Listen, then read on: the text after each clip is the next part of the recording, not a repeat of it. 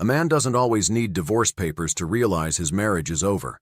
Sometimes the truth waits in places he never thinks to look, hidden behind years of routine and trust.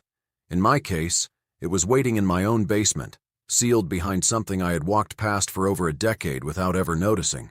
By the time I understood what was really happening, my name was already attached to things I had never touched, places I had never been, and a situation I couldn't explain. My name is Ethan Carter. I'm 51 years old and I live in Denver, Colorado, in a modest 3-bedroom house with a small backyard and an aging furnace that I kept putting off replacing. I coach youth soccer on Saturday mornings, I pay my bills on time, and until 11 days ago I believed I had built a simple, stable life. Not extraordinary, not glamorous, but solid. I had a wife I trusted, a home that felt safe, and a routine that made sense. Her name was Vanessa Carter. We had been together for 18 years and married for 15. She liked lavender candles, quiet evenings, and true crime documentaries, which I used to joke about without ever really thinking about what it meant. She drank her coffee the same way every morning, 1 sugar and a splash of oat milk, and she had this habit of rereading the same books, keeping them close like they meant something more than just stories.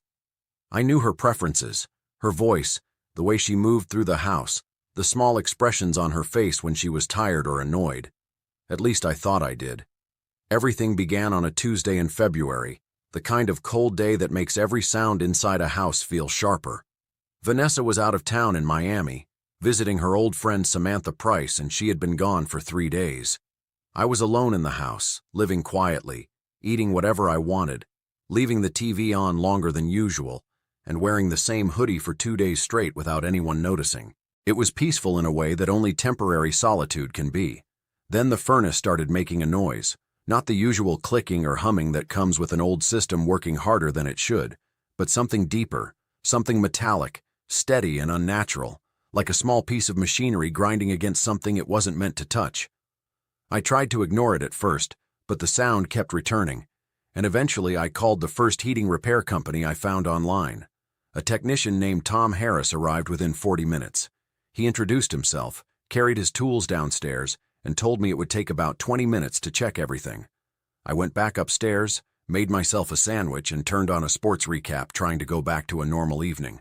That moment, as ordinary as it felt, was the last time my life made sense. My phone buzzed. It was a text message from Tom, who was still in my basement. The message read, "Mr. Carter, there's a locked door behind your storage shelves. Who's inside?" I remember staring at the message for a second before laughing under my breath, convinced there had to be some kind of misunderstanding. I texted back, telling him there was no door back there, that the space behind those shelves was just a wall I had seen 100 times before. A few seconds passed, then another message came through. "Sir, I can hear breathing, and there are multiple locks on the outside." That was the moment something shifted inside me. Not panic, not yet, but a sudden awareness that something wasn't right. Locks on the outside of a door don't protect what's outside, they keep something in. I was down the basement stairs in seconds. Tom was standing near the old metal storage shelves Vanessa had insisted we keep for years, the same shelves I had tried to get rid of more than once. They had been pulled slightly away from the wall, just enough to reveal something behind them. A door.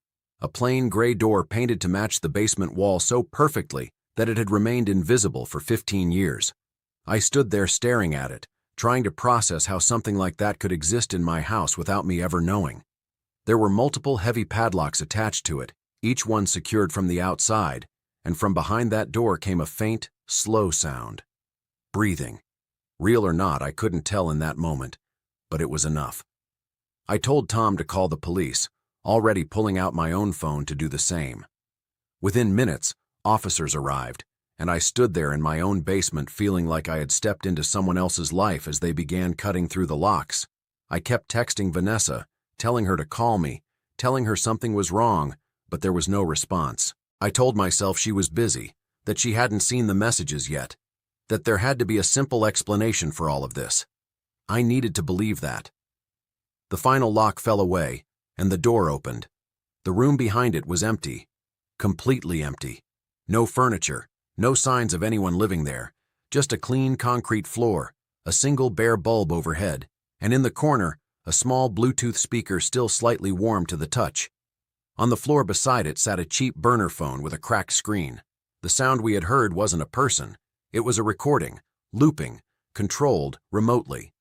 One of the officers picked up the phone and said it had been activated recently, likely within the last hour. That meant someone had triggered it while Tom was down there. Someone knew he was in my basement. Someone had waited for that exact moment. This wasn't random, and it definitely wasn't a mistake. It was designed. Every part of it. The hidden door, the locks, the recording, the timing. It was meant to be discovered in exactly this way. And standing there in that cold basement, I realized something I wasn't ready to say out loud yet. I wasn't just involved in something strange. I was at the center of something planned. What happened next didn't come with a dramatic accusation or a sudden arrest. It unfolded slowly, almost quietly, like something shifting beneath the surface where you can't see it happening until it's already changed everything. At first, the officers treated me like a homeowner who had stumbled into something unusual. They asked basic questions, took notes, looked around, and left. But within 48 hours, the tone changed. A detective named Mark Sullivan came to my house. He didn't rush, didn't raise his voice, didn't make assumptions out loud. He simply sat across from me at my kitchen table, opened a notepad, and started asking questions that felt a little more precise than they needed to be. He asked if I had ever rented a storage unit on Mercer Road. I told him no immediately without hesitation, because I knew I hadn't. But he didn't react to my answer the way I expected. Instead, he nodded slightly, like he had already heard that answer before. According to the records, I had been there twice. My name was on the agreement. Payments had been made in cash. When they opened the unit, they found women's clothing, a prepaid debit card linked to an account under my name, and a photograph of a woman I had never seen before. Her name was Megan Holt. She had been reported missing 11 days earlier. When Sullivan placed her photo on the table in front of me, I told him the truth. I had never seen her in my life. And for the first time, I understood that telling the truth might not be enough. That night after he left, I went upstairs to the bedroom and stood for a moment on Vanessa's side of the bed.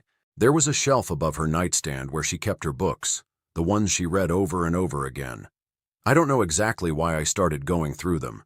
Maybe something in me was already trying to connect things that didn't make sense. I pulled them down one by one, flipping through pages that had nothing to do with me, nothing to do with our life, until I reached the back cover of one of them. That's where I found it. A small photograph, tucked inside like it belonged there. It was Megan Holt, the same woman from the storage unit. Smiling, unaware, captured in a moment that had somehow become part of my life without my knowledge. I sat down on the edge of the bed and tried to understand how something like that could exist so close to me for so long without me noticing. That was the moment the fear changed into something else. Not panic, not confusion, but a kind of clarity that felt colder than either. Over the next few days, Detective Sullivan kept returning. Sometimes he asked questions, sometimes he just observed. He parked down the street more than once, watching the house like he expected something to happen. Vanessa came back from Miami 2 days after the basement incident. When she walked through the door, she looked exactly the way a concerned wife should look. Her voice, her expression, the way she held my face in her hands and asked if I was okay, everything was exactly right. For a short time, I believed her. I showed her the basement, explained everything, and she reacted with the same shock I had felt. She said it was terrifying, asked who would do something like that, suggested we might need a lawyer. At the time, I thought she was worried about me. Later, I realized she was thinking ahead. When Sullivan returned and told us about the storage unit, I didn't watch him. I watched her. Most people wouldn't have noticed anything. It was less than a second. A pause. A stillness that didn't belong, like something inside her had stopped for just a moment before continuing. Then the emotion came back. She reached for my hand, said it was obviously a setup, that I had never been there. Sullivan asked her how she could be so sure. She said she knew her husband. That answer stayed with me. It sounded supportive, but it wasn't the kind of certainty most people use when defending someone they love. It was careful, controlled, almost like a statement designed to sound convincing rather than one that came naturally. That difference mattered more than I realized at the time. On the 7th day, I called Marcus Reed. We had been friends for decades, and he worked in insurance fraud investigation, which meant his job was to understand how people build lies that look real. I told him everything. The basement, the hidden door, the storage unit, the missing woman, the photograph. He didn't interrupt once. When I finished, he asked me how many joint accounts Vanessa and I had. I told him 3, checking, savings, and a household card. Then he asked who managed them. I didn't answer right away, because I already knew. Vanessa did. She had always handled the finances. It had never seemed like something worth questioning. Everything had always appeared normal. Marcus told me to pull every statement I could find and go back as far as possible. I went back 7 years. What I found wasn't obvious. There were no large withdrawals, no sudden transfers, nothing that would immediately stand out. Instead, there were small, consistent movements. Small amounts transferred to accounts I didn't recognize, subscriptions tied to unfamiliar names, cash withdrawals that stayed just under reporting limits. Individually, they meant nothing. Together, over time, they added up to more than $60,000. The first irregular transaction was dated just over a year after our wedding. That meant this hadn't started recently. It had been building for years. Marcus came over the next morning and we spread everything out on the dining table. He studied it for a long time before saying anything. Then he asked me about my phone, where it had been on the night the storage unit agreement was signed. I told him it was on my nightstand where I always left it. Then he asked where Vanessa had been. The answer was obvious. In the same room. That was when it became clear. She had taken my phone while I was asleep, used it to set everything up, signed my name the way someone signs something they've practiced 1,000 times, and returned it before morning. The same realization applied to the furnace call. The records showed the call had been made from my number at a time when I had already been at work. She had used my phone again, scheduled the technician, and created the situation that led to the discovery of the hidden room. Every step had been planned. Every detail had been controlled. Standing there, looking at the evidence laid out in front of me, I understood something I hadn't been ready to accept before. This wasn't something that had happened to me suddenly.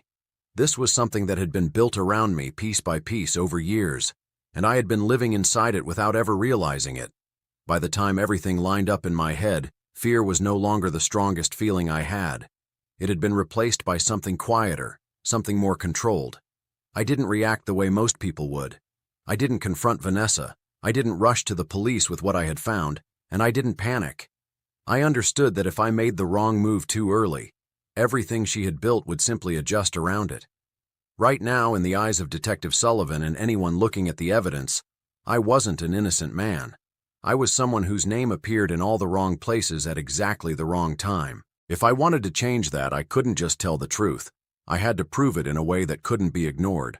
And for that to happen, Vanessa needed to believe that her plan was still working exactly as intended. I needed her comfortable, predictable, unaware. So instead of reacting, I started preparing. The first person I went to was my brother, Michael Carter. He lived in Nashville and had spent most of his life in the Army. He wasn't emotional, and he didn't jump to conclusions. When I told him everything, he didn't interrupt, didn't question the details, didn't try to calm me down. He just listened. When I finished, he asked me one thing. He wanted to know who Vanessa spoke to regularly, who she trusted enough to speak freely around. I told him about Samantha Price, how they spoke every week, sometimes for hours, always in the sunroom with the door closed. Michael didn't hesitate. He said that if I wanted the truth, I needed to hear those conversations. Not guesses, not assumptions, but her actual words when she thought no one was listening. That idea changed everything. Within a day, he had arranged a small audio device that couldn't be traced back to me. No online order in my name, no obvious connection, nothing that could be used against me if things went wrong. I returned home a couple of days later, told Vanessa I needed time to think, and watched her respond exactly the way I expected. Concerned, supportive, calm. It was almost perfect. That was the problem. I installed the device in the sunroom while she was out, placing it somewhere it wouldn't be noticed. It took less than 5 minutes. Then I waited.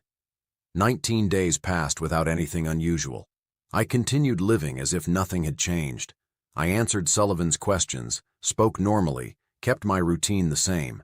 Vanessa continued playing her role just as carefully. There were moments where everything felt so normal that I almost questioned myself, almost believed I had misunderstood something. But I didn't remove the device. I kept waiting.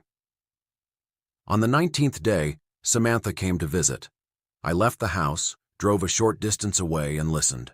At first, the conversation sounded completely ordinary. They talked about everyday things, work, travel, family. Nothing that mattered. For a brief moment, I wondered if I had been wrong about everything. Then Vanessa's tone changed. It wasn't obvious unless you were paying attention. The warmth dropped out of her voice, replaced by something more controlled, more deliberate. She said I had no idea what was happening, that I was moving through my routine without noticing anything. She said the detective already saw me as a suspect, and that everything was progressing exactly as it should. Then she mentioned Megan. She said Megan was safe, that she had agreed to disappear for 60 days and that she was staying in Las Vegas. She said she had been paid well enough not to talk, and that by the time those 60 days were over, it wouldn't matter anymore because the case against me would already be complete. Samantha asked what would happen to me. Vanessa answered without hesitation. She said I would become the answer to a question the police were already asking. She said my name, my accounts, and my history would carry the rest of the story forward without her needing to do anything else.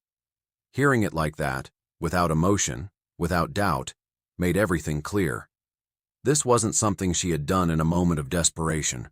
This was something she had built carefully over years with a level of patience that matched my own, but for a completely different purpose. I didn't call anyone after that. I didn't react. I simply moved to the next step. I hired a private investigator named Victor Hayes, a former police officer who understood how to find people who didn't want to be found. I gave him one task: find Megan Holt. It took less than a week. She was exactly where Vanessa had said she would be, living under a slightly altered name, paying in cash, trying to stay unnoticed.